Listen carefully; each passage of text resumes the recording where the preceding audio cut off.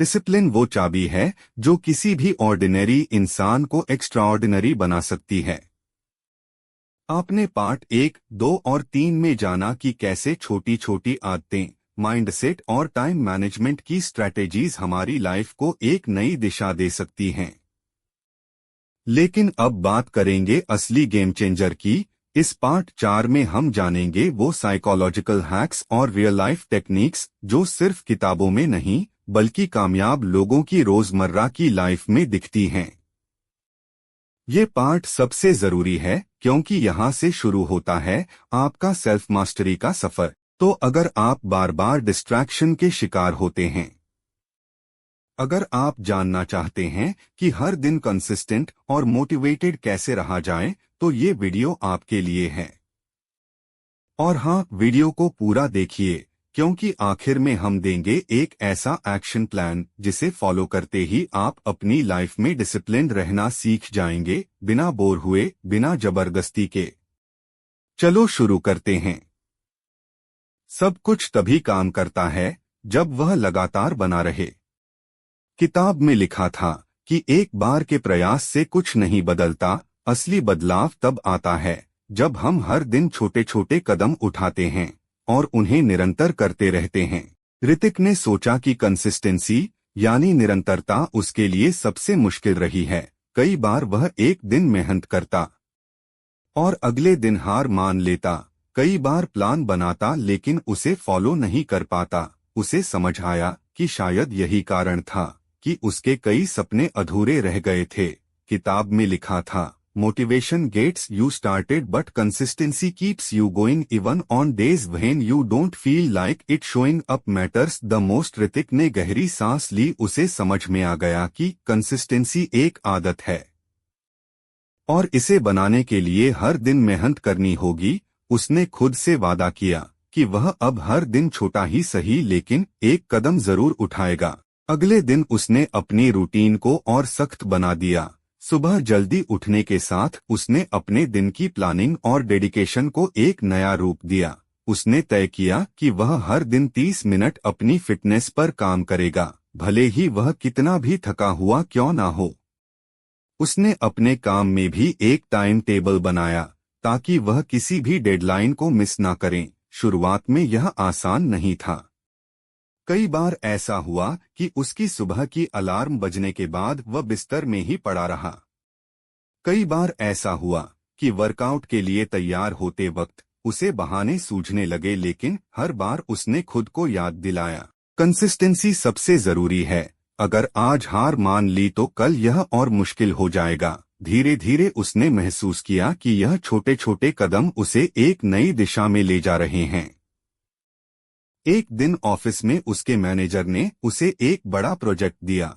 यह वही तरह का प्रोजेक्ट था जिससे कुछ महीने पहले वह फेल हो चुका था, लेकिन इस बार उसके अंदर डर के बजाय आत्मविश्वास था।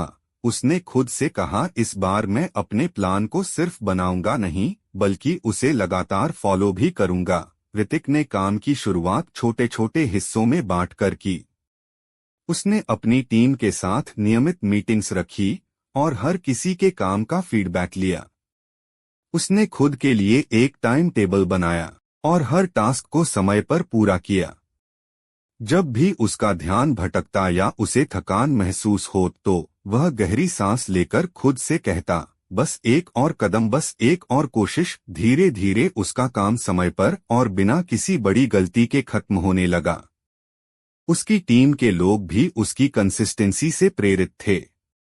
डेडलाइन के दिन प्रोजेक्ट पूरा हो गया और उसका मैनेजर उसकी मेहनत और लीडरशिप की तारीफ करते नहीं थका। ऋतिक को एहसास हुआ कि कंसिस्टेंसी का असर सिर्फ उसके काम तक सीमित नहीं था, यह उसके हर पहलू में झलक लगा। उसने अपनी फिटनेस पर भी इसी तरह काम करना जारी रखा।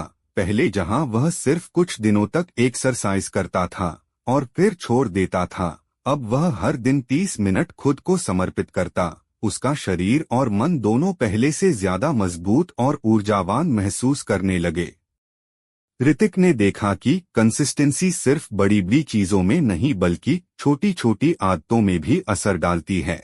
उसने यह भी तय किया कि हर रात सोने से पहले वह किताब पढ़ेगा, भले ही सिर्फ एक पन्ना क्यों ना हो। एक दिन जब वह अपने पुराने दोस्तों से मिलने गया तो उन्होंने कहा, तू बहुत बदल गया है ऋतिक, पहले तुझे हर छोटी बात पर चिंता होती थी और अब लगता है जैसे तुझे सब कुछ संभालना आता है। ऋतिक ने मुस्कुराते हुए कहा, यह बदलाव धीरे धीरे हुआ है।